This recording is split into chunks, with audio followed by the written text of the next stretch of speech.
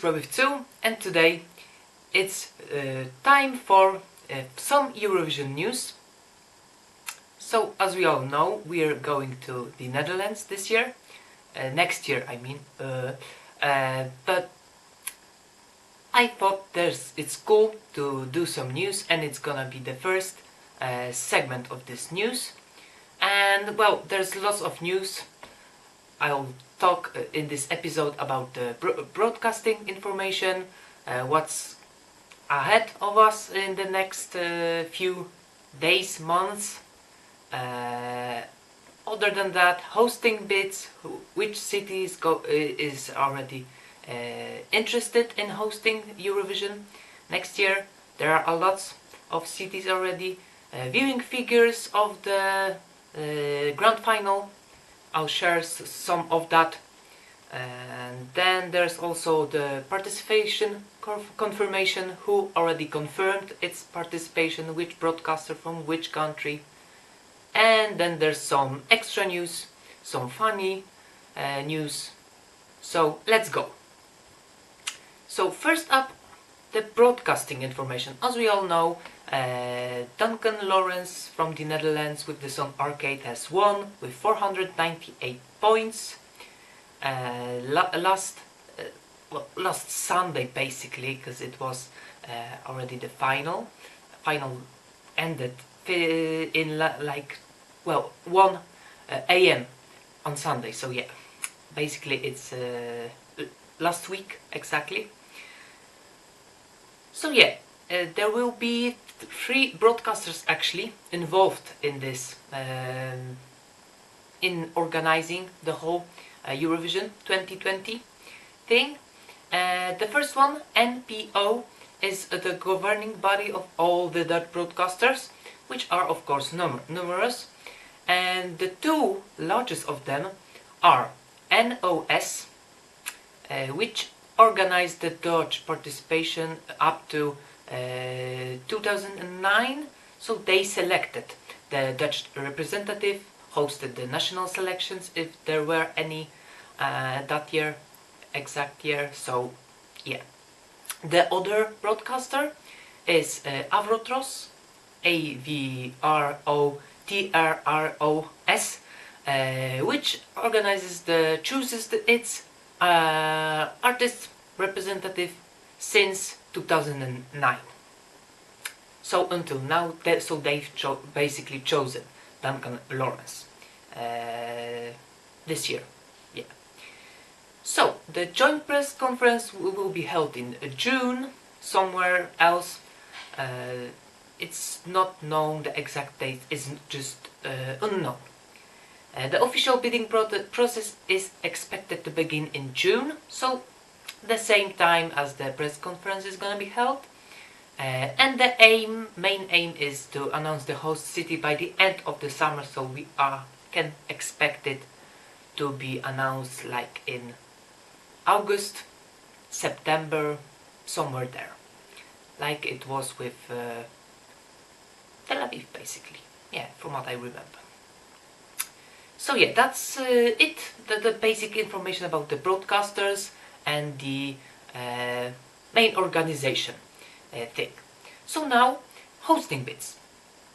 There are, let me count, like 9 cities interested in hosting for now.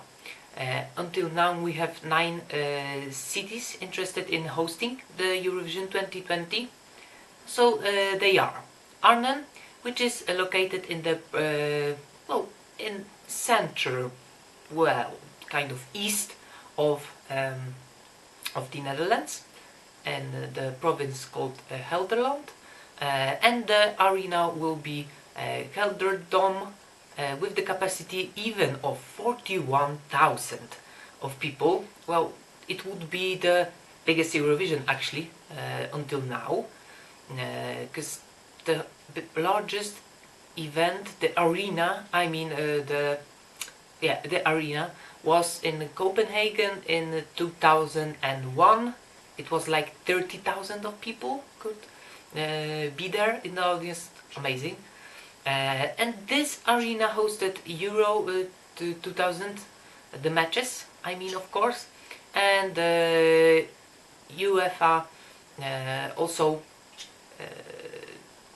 the Champions League, I guess, under 21 in 2007. So that's the first bit, and then there's Rotterdam, located in the province of South Holland, and the arena Ahoy Rotterdam, and its capacity is 15,000, so it's still really pretty big, I would say. It hosted the Junior Eurovision Song Contest in 2007, so it's kind of ready, we could say, for hosting an Eurovision event, although it was like 12 years ago, so that's a lot still. And the bid document is told to be ready in 80%, so they're really close to finalizing everything, you know, so that's pretty good. And then there's the city of Utrecht and the province of Utrecht. So it will be the arena called Jaarbeurs, and the capacity is 11,000, and it has hosted many events, the music festivals, and many more. So that's the third one. Another one is the Arena WTC Expo, and it is located in the city of Leeuwarden and in province of Friesland. The capacity is 6,000, so it would be the smallest arena out of all the bids we have so far. So that wouldn't be the best thing to host. And then there's Den Bosch, located in the province of North Brabant, and the venue would be Brabanthallen, whose capacity is 11,000. So another pretty good number. It's bigger than the one held in Tel Aviv. So, and it has multiple halls, because 8, and it would be perfect for press conferences halls, for green room, for many more. So that would be really good, and that's where I lived for 4 years, in this province, so that would be really cool to go back there. But yeah, other bits include Enschede in the province of Overijssel, and it would be held in an airport, which is very interesting, but it would require a lot of facilities to be built, so that's a no, definitely no from me. Then there's Maastricht in the province of Limburg. In the venue would be MECC Maastricht, and the capacity 20,000 of people, so pretty a lot. And then there's the Hague, one of the main cities considering the administrative matters. Located in the North Holland province, and the arena would be a stadium actually, but it requires the roof and stuff like that.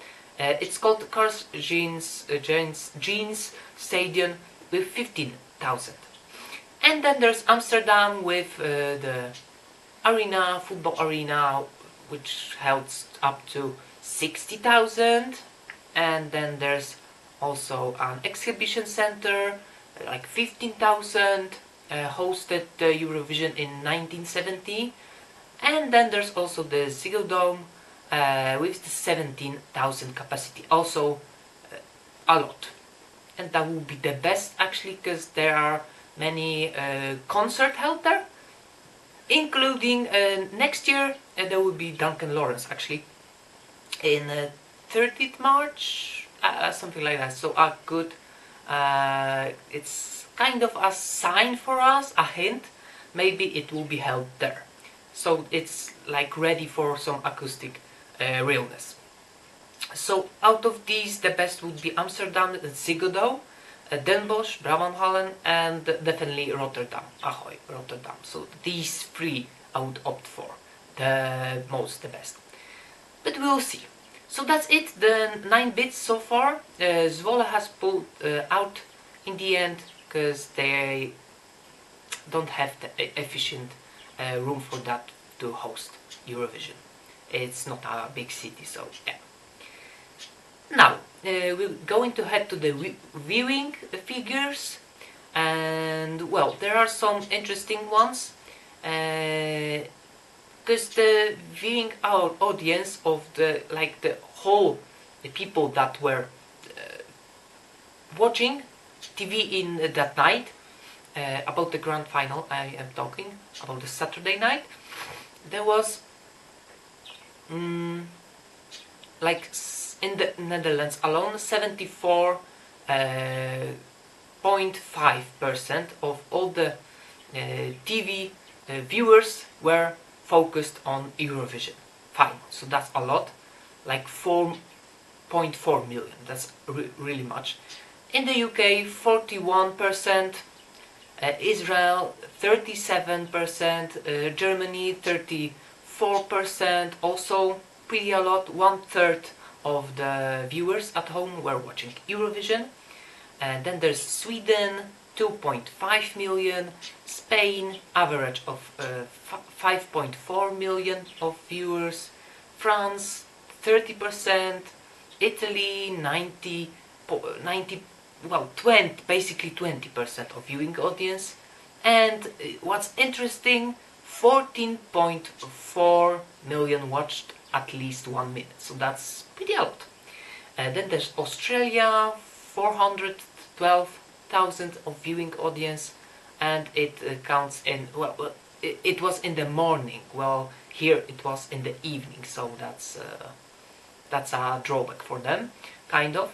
Then there's Switzerland, almost 50% of viewing audience, the German speaking one, the broadcaster I mean.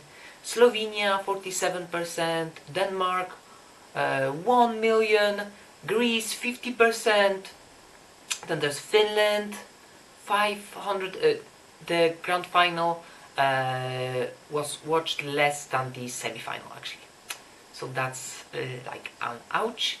And then there's Austria 41%, Hungary 3 times smaller than last year the viewing audience, and 2 times less than the semi-final actually the Hungary performed in. Only 145,000 people watched the grand final, like 1% of the whole population of Hungary, something like that. Then there's Czech Republic, 12% growth than last year, 284,000. So the people of Czech Republic are interested more, so that's really good. Then there's Belgium, 25% of viewing audience, Cyprus 69, very much, and Norway 81% of people that were watching TV watched Eurovision. Russia 28% in the cities above 100,000, and 36 in Moscow only percent. 36% in Moscow watched Eurovision, 55% growth from last year, so that's really good. Then there's Romania, only with 3.3% of viewing audience. Share market, that's really disappointing actually. Only 147,000, and Romania has like 20 something million, so that's not even 1% of the whole population. Then there's Estonia, 16%, also not impressive. Ireland 28%, but with it was 3 times smaller than last year when Ryan O'Shaughnessy performed. Then there's Croatia, 7% of viewing audience. Iceland, 68% of viewing audience, and it's very much because it's like half of population of whole Iceland, so that's really much. And then there's my country, Poland, with 11.47%, not bad at all, but still 366,000 less than last year. And in the semi it was much more, because it was like 2 times more. It was 1.9 million, and here we had in the grand final 1.0551 million. So that's barely a million. Well, slightly a bit more than a million. So that's not too much. So that's it for the viewing audience. Well, there are some good scores, but there are some low scores, like always, I think. And there's some funny thing that when your country doesn't qualify, it just shows that people aren't watching final when your country doesn't qualify. It's interesting. Yeah, it was the case of Hungary, for example. Who else?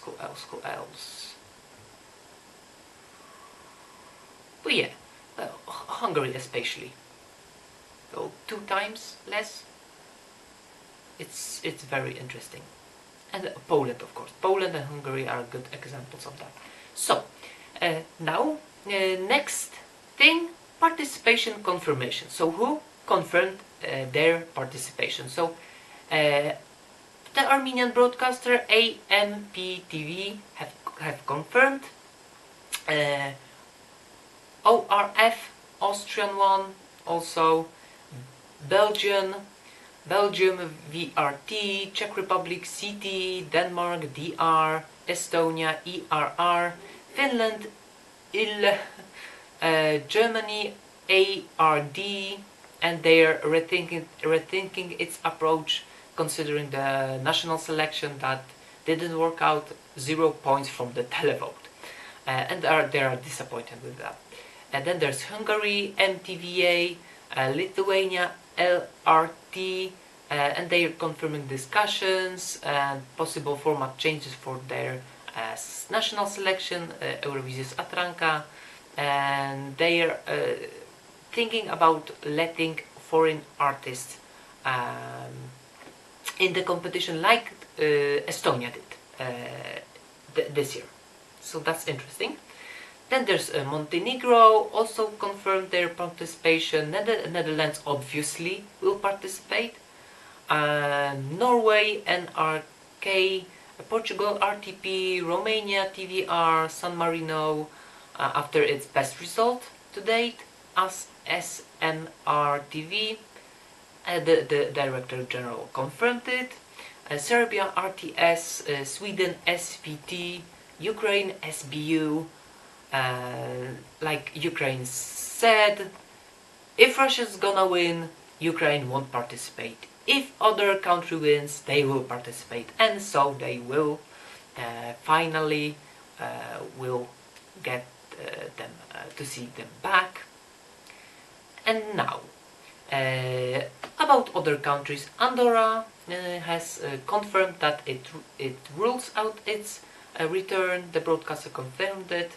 They have not too much of funds, so they can't participate really. It's a small, really small country of a few thousands of people, like something like 300 maybe thousand, or even less. I don't remember to be exact, but yeah, no wonder. Then it's Australia that has well, it's 5 years period without renewing the invitation. You know, they were able to participate without an invitation for 5 years since their debut in 2015. So we'll see whether they will be invited again, or the 5 years period will be renewed for another 5 years. We'll see about that, but I'm sure Australia will participate next year. Then there's Bosnia and Herzegovina, my favorite country of all time of Eurovision, in Eurovision history, and again they have debt still and lack of funds, so they cannot participate. Debt to EBU, you know. If I would be a millionaire, I would just help them, and yeah, I just love their entries. Oh, I just love every entry of theirs. This is just amazing, the entries, every entry.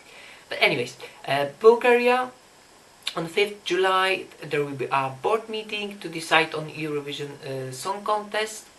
And as we all know, the new board, which were deciding about the future of BNT, the Bulgarian broadcaster, they didn't want to participate this year, and so they didn't.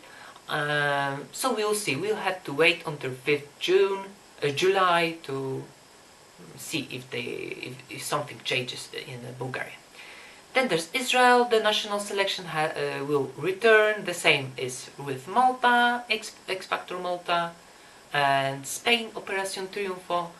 And then there's Turkey, that still doesn't want to participate because of its fundamental kind of rules, we can say. I don't know, but they just think Eurovision has kind of rotten, and it's just too much of LGBT things, of Conchita and stuff like that.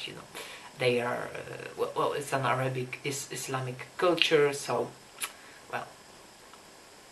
it's obvious they don't like what happened in last year's in Eurovision.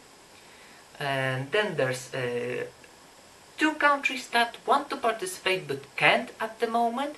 There's the Catalonia and the TV3, the broadcaster of Catalonia. Of course, Catalonia is part of Spain. It's an independent region, kind of, with Barcelona. And the EBU is considering its membership request, so we have to see if they will be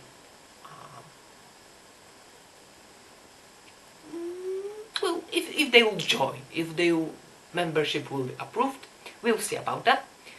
And then there's Kosovo, which already wants to participate for a long time. They have participated in some of Eurovision shows, but it were small ones, like the dance contest, from what I remember, but it was also a long time ago, so yeah.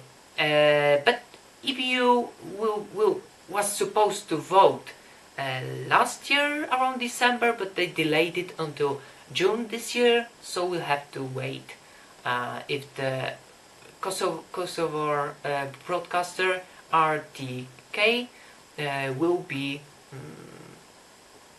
will join EBU. So we have to wait until June this year. So that's it for the confirmation of participation.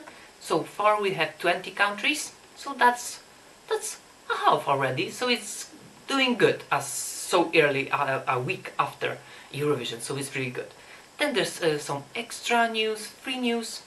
Azerbaijan, and well, that's a funny thing, I hadn't observed that at all, and I love maps, but there's just too much of going on, on the final. And the Azerbaijani broadcaster ETV, İktimai TV, they have appealed with a formal appeal about not showing the parts that are kind of on the other side of Azerbaijan, not together, not in, because they're Nakhchivan is parted from Azerbaijan by Armenia, kind of. So yeah, that's interesting, and it wasn't shown on the voting map when the Azerbaijani jury was supposed to vote. So that's one thing. Second thing, Belarus, the person behind the Belarusian entry this year, I like it. It was Viktor Drobish.